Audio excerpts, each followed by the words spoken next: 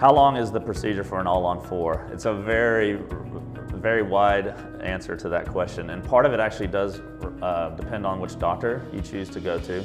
I've been in this field for over 15 years, and I've been seeing all-on-4s done for 10. I've seen some doctors take 7-8 hours to do an all-on-4 procedure, and I've seen some doctors take 2 or 3.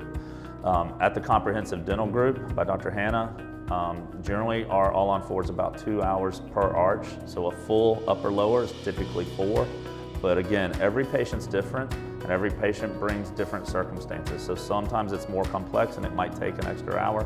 Sometimes they come with no teeth and we don't have to take time pulling out any remaining teeth, and it takes less than 3 hours.